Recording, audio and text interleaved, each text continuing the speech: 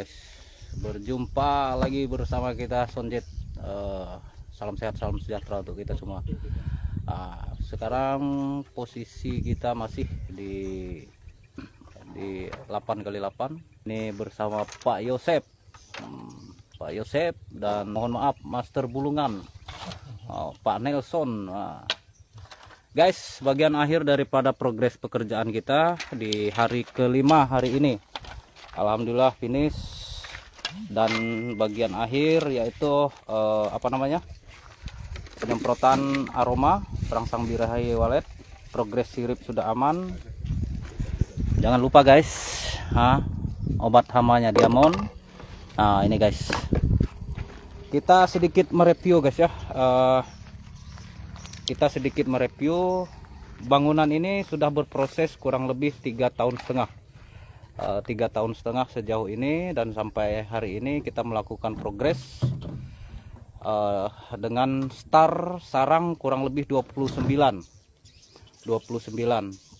Nah, saya melihat ada kelebihan daripada lingkungan dan peluang burung itu sendiri di sini guys. Saya sangat yakin dan percaya. Hanya saja daya reproduksi atau daya berkembang biak burung ini yang kurang di bangunan ini. Semuanya kita benahin. Oke, kita masuk ke dalam guys. Agak tebal aja, agak berat. Enggak, maksudnya tuh ya. Ini gergaji dulu. Kasih 2. Ya. Aku masuk dulu. Ini anggota lagi penyemprotan ini guys, aroma. Di sini kita pakai pakai ampli Piro MW89 guys. Di sini ada panggil, ada tarik, ada hexa, ada inap 1 2 3 4. Nah ini. Jadi kalau untuk masalah volume bro ya, masalah volume karena reaksi itu harus dicari, tidak ada patokan untuk arah volume, angka-angkanya. Di sini kita ada ampli cadangan merek Audax. Ampli utama kita pakai Piro M88. Penyemprotan aroma guys. Penyemprotan aroma kita area void, dinding dan lantai guys ya. Untuk aroma Sonjet tidak diinstruksikan untuk sirip. Awas mbak aku naik. Nanti kita sedikit review dari atas guys ya. Dari atas ke bawah. Mudah-mudahan pencahayaannya mendukung guys. Ini guys ya, penyemprotan aroma bagian akhir dari progres kita, yaitu penyemprotan aroma Sonjet. Penyemprotannya area dinding saya guys. Terima kasih buat kawan-kawan yang sudah hadir. Kita sedikit mereview ini bangunan 8x8 dengan void ukuran 4x4 tanpa menara guys ya. Ini tanpa menara. Nah, perjuangan terberat yang menurut saya daripada percobaan-percobaan yang kita lakukan sampai kemarin di hari keempat, 3 hari saya menguji reaksi void. Aktivitasnya terjadi, aktivitas masih dominan keluar masuk LMB. Daya tarik burung untuk ke bawah itu minim, dan alhamdulillah kemarin kita lakukan perubahan lagi, termasuk posisi Twitter dan pengaturan tingkat volume. Alhamdulillah burungnya terjun guys. Ini voidnya 4x4 ya, dengan LMB. Semuanya kita sekat guys. Di sini kebetulan tidak ada terpal roll, jadi kita pakai terpal yang umumnya biasa dijual di toko pertanian atau toko bangunan. Mohon maaf karena terlihat kurang rapi atau kurang kencang. Itu guys. Berlanjut guys, di sini kita ada kain sekaligus untuk aroma. Yang kedua untuk untuk pembatas atau daya serap terhadap cahaya supaya tidak berefek berlebihan pada ruangan, karena ini posisi larnya searah dengan LMB. Nah ini larnya guys ya, ini larnya, dan besar larnya dengan LMB ini kurang lebih. Guys, bisa kawan-kawan lihat. Jadi di sini ada beberapa ventilasi guys ya, ada beberapa ventilasi 1 2 3. Nah, untuk yang 4 ini nih semuanya full dicor. Sudah ditutup secara permanen. Nah, ini kawan-kawan bisa lihat sudah tidak ada tutup. Nah, yang aktif ini hanya yang elbow ini aja. Yang ada elbow, yang lainnya tutup total. Nah, ini saya bilang karena larnya searah dengan LMB. Di sini kita ada kain atau ambal sisa-sisa yang kita gunakan untuk penyerap cahaya. Dan tadi pagi kita sudah lakukan penyemprotan pembersih sirip, dan alhamdulillah sebagian sudah kering guys. Dan langsung baru selesai tadi melakukan penyemprotan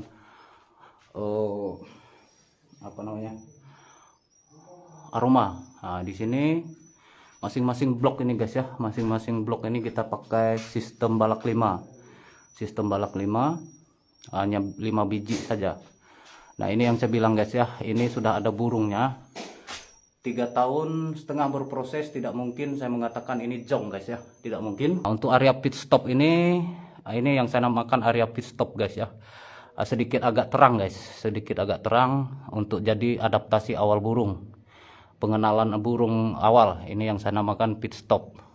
Jadi area parkir awal burung lah untuk beradaptasi di bangunan ini.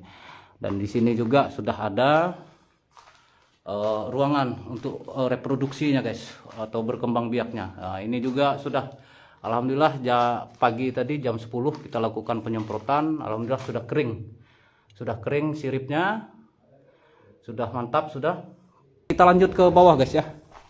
Insya Allah sore kita on, tapi bukan on perdana, on pasca rehab guys.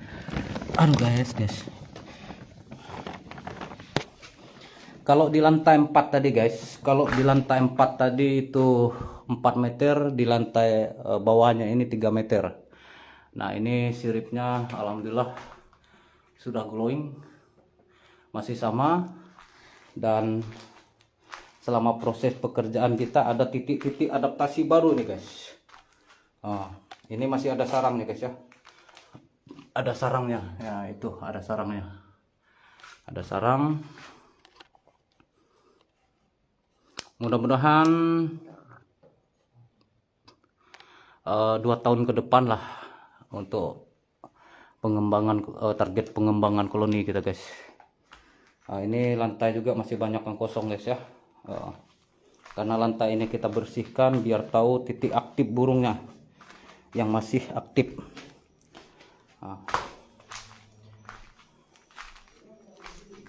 Ini kotoran. Alhamdulillah tadi berapa malam ini kotoran guys, kotoran putih, walaupun belum ada sarangnya. Nah, ini dan sebagian sirip juga sudah glowing. Nah, ini yang saya bilang guys, ini kotorannya masih aktif. Nah, ini berarti orangnya masih ada, artinya burungnya masih ada. Untuk komposisi Twitter masih sama, sistem balak 5, 2 kiri 2 kanan, 1 di tengah guys ya.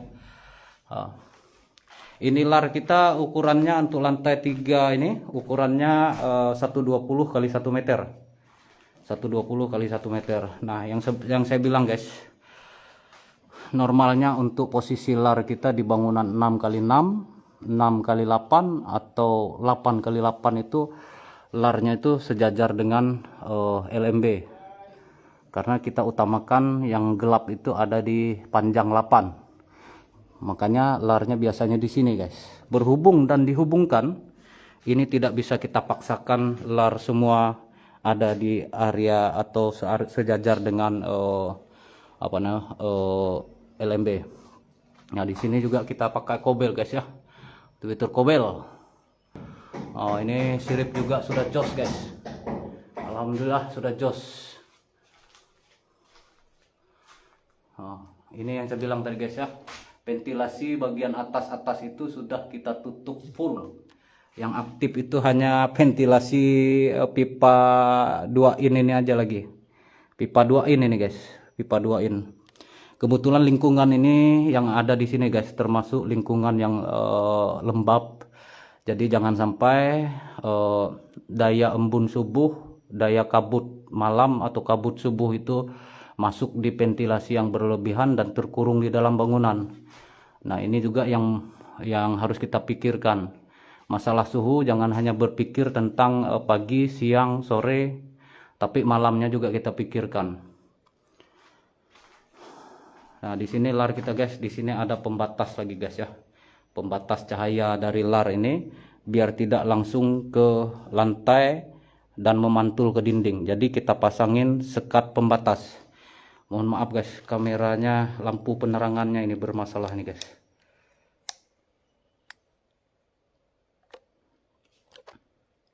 Jadi di sini ada lar yang sampai saya bilang tadi, normalnya lar kita itu searah dengan LMB, tapi karena satu lain hal, karena lantai ini tidak sejajar, jadi kita putuskan satu sisi saja. Nah, ini semua lantainya sama guys.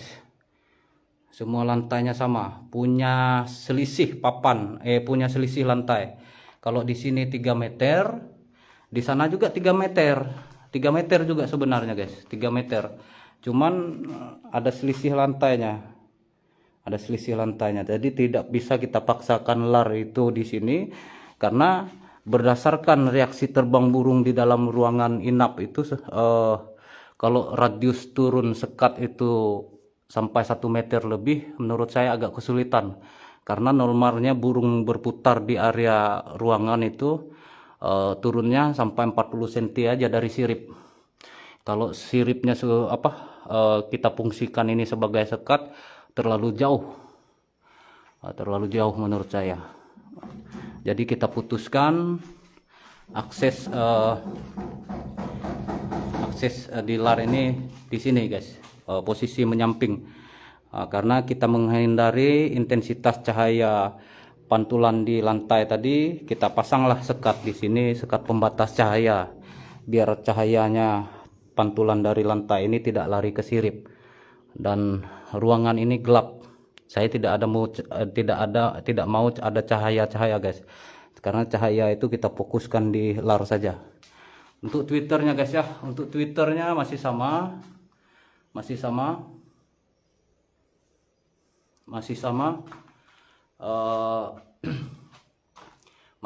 dengan sistem balak 5. Jadi 8x8 ini satu lantai menggunakan 5 biji Twitter, jadi totalnya 15 untuk Twitter inap guys, satu ruangan ini, satu lantai.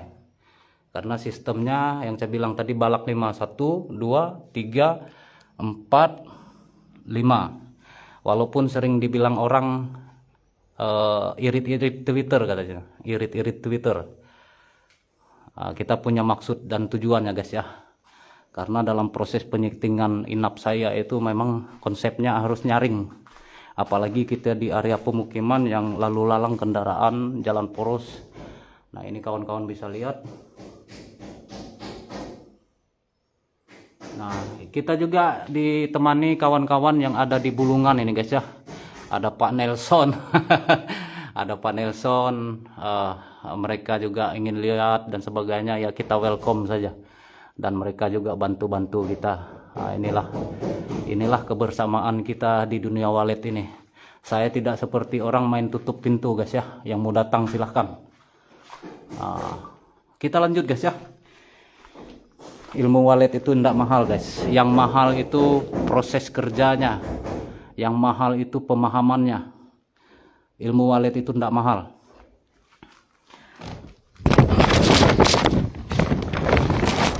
Aduh, kita turun lagi guys di lantai 2. Itu sama, masih selisih guys, masih selisih. Twitternya juga masih sama guys ya. Nah, ini sarangnya masih aktif guys ya, masih aktif karena ada anaknya. Ada anaknya guys. Ini ada anaknya di sini. Ya, di sini juga masih aktif. Kita start dengan 29 sarang ini guys ya. Start dengan 29 sarang. Nah, masih sama. Karena terjadi selisih lantai, lar itu yang seperti saya bilang dari awal tidak bisa kita paksakan di sini.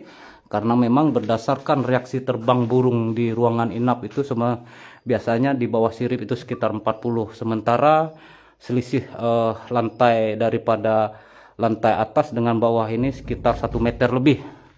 Jadi untuk mengakses ke bawah ini menurut saya terlalu jauh. Karena kalau burung sudah terbang di dalam ruangan itu beda sekali dengan dia terbang di alam liar. Masih konsep Twitter yang sama guys. Ini ada sarang guys, ada sarang. Jadi harus logika ya guys ya, harus masuk akal. Bangunan yang sudah berproses 2, 3 sampai 4 tahun tidak mungkin kita katakan jong ya guys ya. Tidak mungkin kita katakan bangunan jong. Setidak-tidaknya 2, 3 lembar sarang itu pasti ada. Hanya karena tidak maksimal janganlah kita katakan jong. Nah, seperti yang sering saya bilang, kalau memang ada sarangnya ya. Mungkin ada pertanyaan berikutnya, Bang, itu sudah ada sarang, kenapa direhab lagi? Bang, itu sudah ada burung, kenapa lagi direhab? Nah, masalah rehab ini kan kembali kepada yang punya. Terkait itu yang sering saya bilang, peluang perkembangan di dalam bangunan ini berimbang apa tidak dengan potensi burung itu sendiri. Itu yang harus kita pikirkan guys, bukan tentang kita ini hanya semata-mata kayak dukun bisa menyulap, tidak. Nah, untuk akses lantai 2 ini masih sama guys ya, masih sama. Di sini lar kita lantai 2 ini sedikit besar daripada yang atas itu. Ini 120 kali 1 meter lebarnya. Dan di sini untuk tarik kita pakai untuk larnya pakai kobel 65. Nah,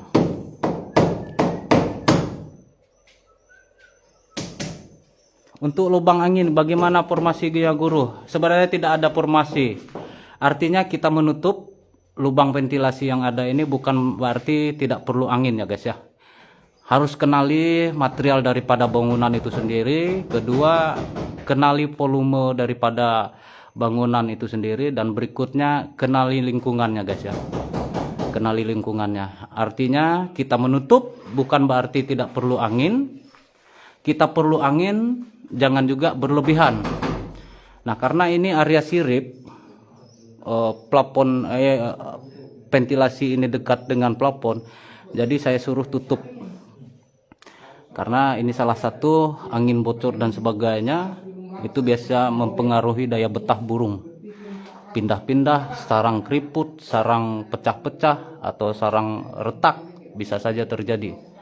Nah, untuk larnya masih sama seperti atas guys ya. Di sini karena volume larnya lumayan besar, di sini juga masih ada pembatas cahaya. Yang saya bilang tadi di sana ada cahaya supaya cahaya ini tidak secara langsung memantul. Banyak yang seperti ini. Cahaya itu dipantulkan oleh dinding area void, dipantulkan oleh ruangan. Masuk di lar, ada cahaya seperti ini, bisa saja pantulannya lari ke sirip. Nah, normalnya harus gelap guys ya, karena cahaya itu kita fokuskan di sini saja. Oke, untuk posisi Twitter masih sama guys ya, masih balak 5, satu kiri, 2 kiri 2 kanan dan 1 di tengah. Nah, jadi totalnya saya bilang tadi per lantai kita hanya menggunakan 15 biji Twitter untuk ukuran 8x8. Di sini ada 4x4, 4x4 dan 4x4. Masing 4x4 itu sistem balak 5 seperti ini guys ya. Nah, ini guys, bersama Sonjet ilmu gratis guys. Yang mahal itu kerjanya guys.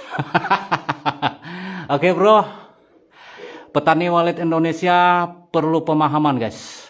Petani walet Indonesia perlu referensi pengetahuan, karena rapuhnya mentalnya ada di situ guys.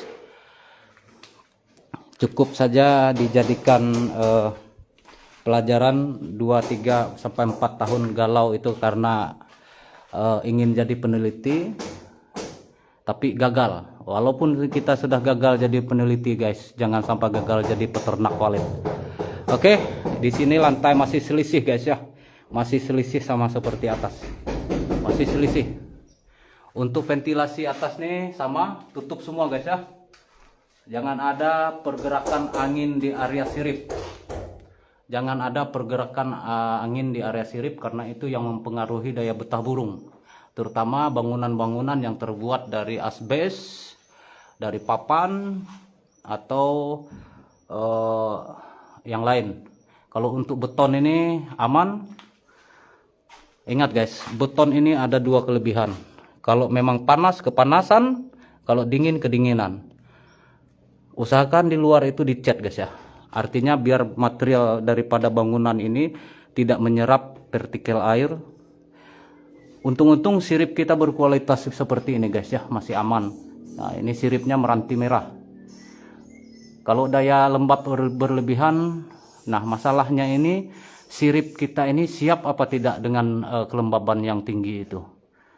Tidak jarang muncullah jamur, muncullah bau-bau di sirip, yang ujung-ujungnya kekuatan sirip menurun, terjadi pelapukan.